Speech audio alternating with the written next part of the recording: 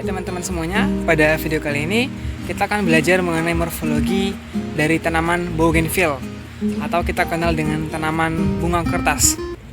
Jadi pada video kali ini kita menjelaskan bagaimana morfologinya, baik dari akar, batang, daun, dan juga bunganya.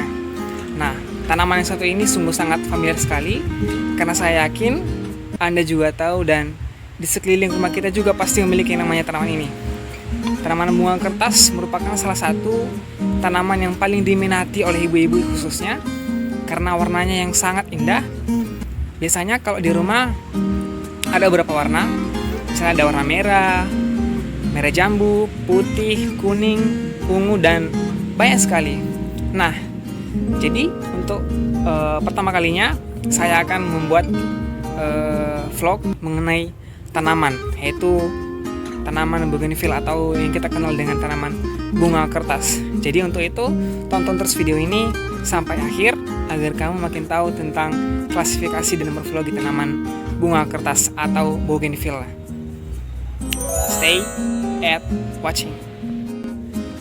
Jadi ini dia teman-teman, tanaman bunga kertas atau bougainville. Nah, jadi saya yakin dan percaya bahwa teman-teman juga pasti tahu yang namanya tumbuhan yang satu ini karena sering kita jumpai baik itu di halaman rumah maupun di perkebunan bunga khususnya.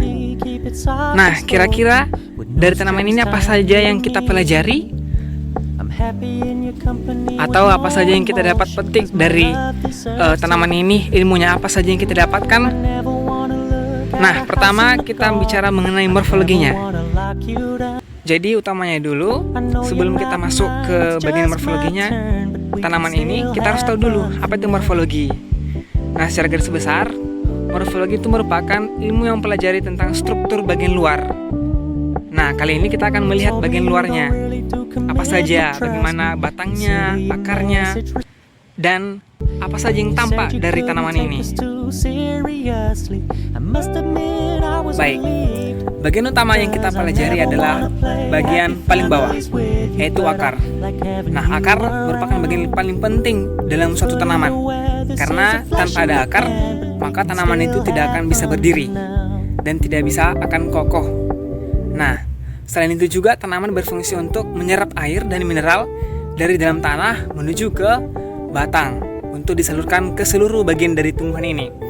Nah, jika dilihat dari bentuk pohon tanaman ini, maka bisa kita lihat jenis bentuknya adalah tanaman perdu.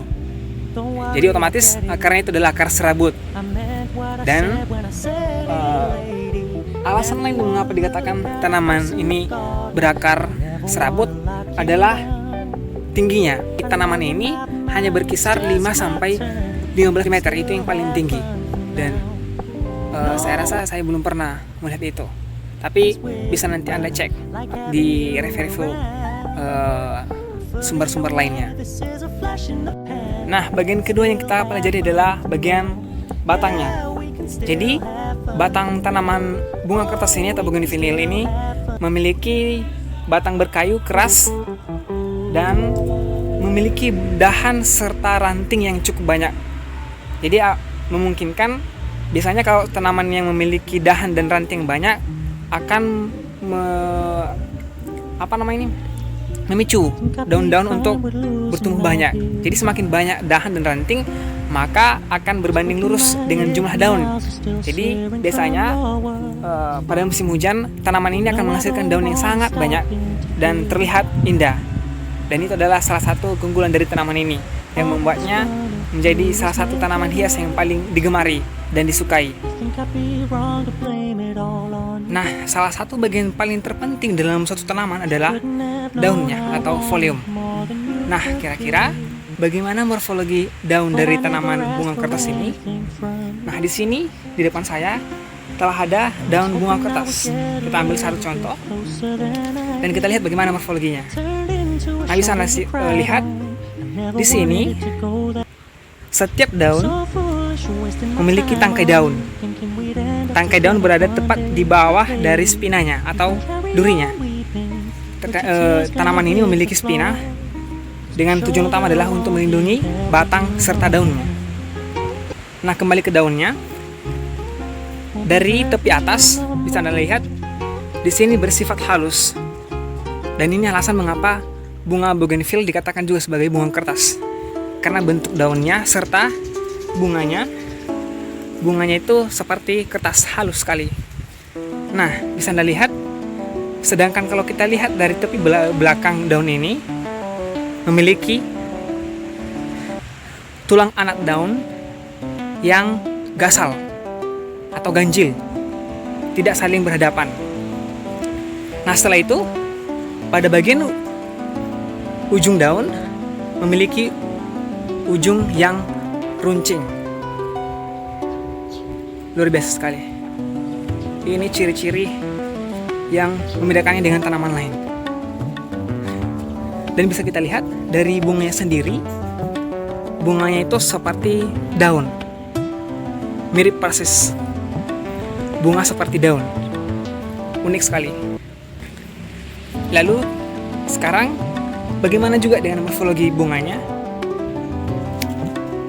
Nah, bagian yang paling terakhir kita bahas adalah dari tanaman bunga kertas ini, yaitu bagian yang sangat menarik dan indah, yaitu adalah bunganya.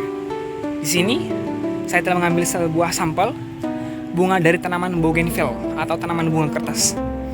Bisa lihat di sini terdapat putik. Setiap bunga memiliki namanya putik dan benang sari. Di sini terdapat 3. Masing-masing bunga memiliki 3 putik. Dan warnanya itu sangat beragam. Ada mulai dari merah, oranye, merah muda, kuning. Jadi bunga kertas ini memiliki bunga yang sangat cantik. Tujuannya ialah untuk menarik perhatian serangga supaya memudahkan dalam proses persilangan.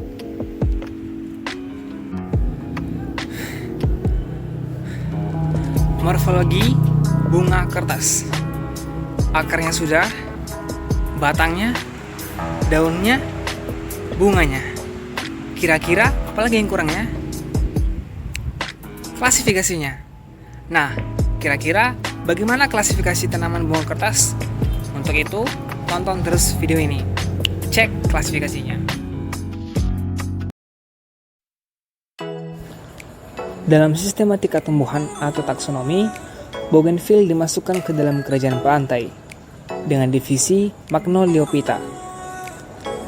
Kelas termasuk ke dalam Magnoliopsida, serta ordonya ialah Carophyllales dengan famili Nyctaginaceae serta genus Bougainville.